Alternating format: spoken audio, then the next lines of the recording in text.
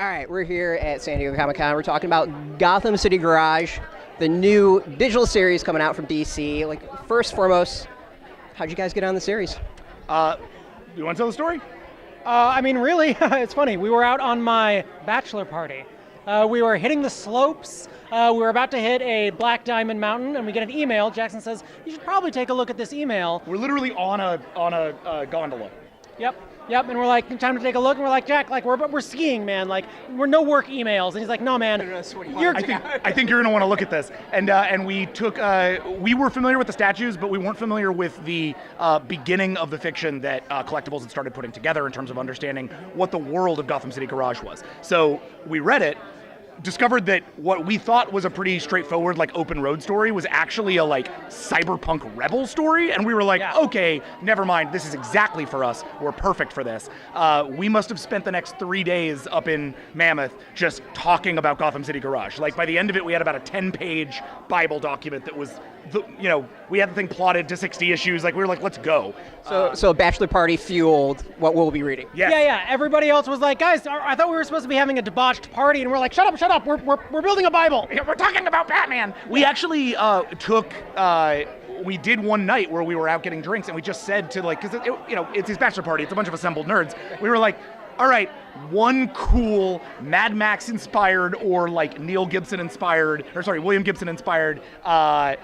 moment of DC fun times. Like, just throw us one cool idea. And I think every single idea that was thrown out on that table has now made it into the book. Yeah, it was a collaborative process. So for those who don't know, like, describe the series, kind of like the setup, the world. I mean, we clearly see kick-ass women on motorcycles. Kick-ass women on motorcycles. Yeah. It's pretty much the baseline, but it goes a lot deeper than that, actually. Gotham City Garage is a straight-up rebel fiction story for the DC Universe. Mm-hmm. So in this universe, rather than the DC Universe that you know, forget it. It never existed. Now instead, there is a endless wasteland across the world called the Freescape that was, at one point, our world. But something happened about 30 years ago that right now we call the Dark Age. It's going to be a mystery that we slowly tease out, but it changed the entire landscape of Earth and basically just detonated all the major cities, leaving only Gotham left. And on top of Gotham, Lex Luthor built a city called the Garden. And the Garden is, for all intents and purposes, a utopia for people who want to be safe and secure. It is a place where everything is provided for you, where you have little machines in your head that tell you when to sleep and when to eat and when to go to work and when to come home from work and when to do exactly what Lex Luthor told you to do, right? It's the perfect world, unless you want a single shred of free will. And so all of those who seek freedom, they head out to the wasteland, to the Freescape, as they call it, and that's where the Gotham City Garage is. All of the men and women of the Gotham City Garage are all out there, just trying to live free lives. It's all sort of like gear and oil, pick yourself up by your bootstraps kind of liberated fiction. And then, the degree to which they are going to go and rebel against the Garden directly is the story of the books. Our story is about a girl from the Garden, Kara Gordon, who is brought into the garage and discovers a whole new life there. Yeah. So I kind of like, you got a world destroyed. I feel like there's like some nice, Big Brother-ish themes on all of this. Very much. Rather pertinent for today's world. So, I mean, is that things you're thinking about while writing this, or is it just kind of, hey, these are themes of this type of story? We don't want to make the book too political, right. But we do, there's kind of something that's creeping into all of the fiction of the age and also our politics in our world right now is the question of what one person can do against more of a fascist society. What happens when an individual's free thought is being subsumed under a government's control, and that is something very much we're interested in exploring. And we don't want to do anything that's as black as white as, one good, one bad, this is the straight duel. There's going to be gray on both sides, but that's the frisson. The frisson?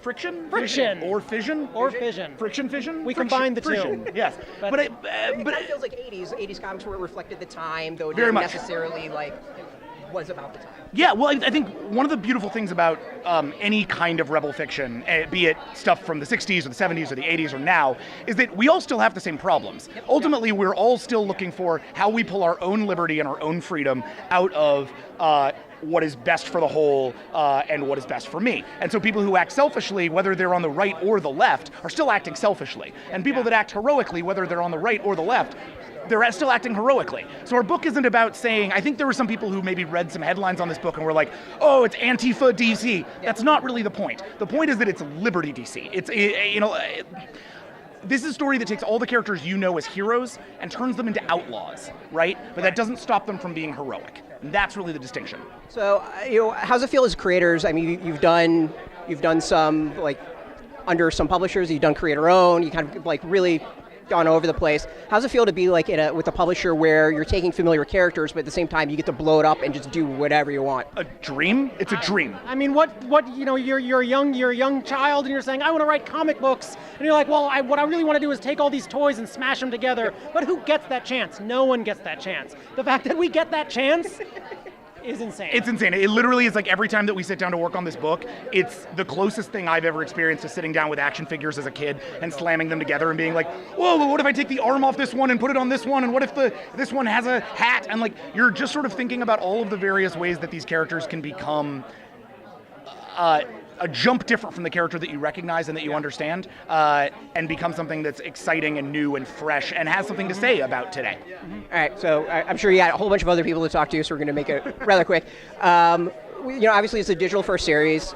As writers, like, how do you approach a digital series versus maybe a print series? There's got to be some differences. Very much. Yeah, that's been really wild, actually.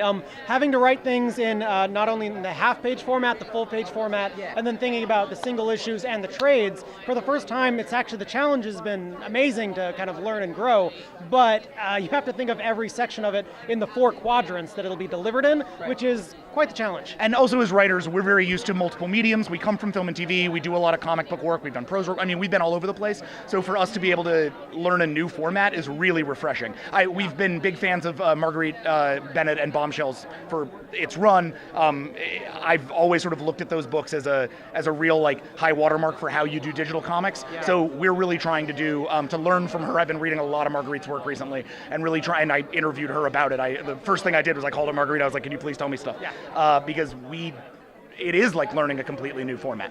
So I got a final question. Yeah. With doing it digital, you're obviously rethinking it through. Are you taking advantage at all of it being digital with, like, maybe the page turns or panel turns and all that? Yes, and that's actually one of the great things about it is that your page turns work differently. Suddenly you have twice as many reveals, and you don't need to worry about odd and even numbered pages quite the same way. But instead what you have to worry about is if you do want to, say, drop on this is kind of inside baseball, but, like, say you want to drop onto a double-page spread in a digital comic, rather than, but you want that double-page spread to also exist on the physical version. Right. Now you got to think about, as Colin was putting it, 4 full things that can draw the reader's attention, because otherwise they're just going to hit a double-page spread on their phone and then just, like, straight right past it. It's like, no, that's a ton of detail and a ton of awesome work. You got to make sure there's enough there to drive into. Yeah. So it actually means that where we used to be able to be a little bit lazy and be like, DPS, Batman punches Joker. It's like, now you got to talk about the 4 things in that thing that actually are going to draw your eye and make you excited. So, whole new format.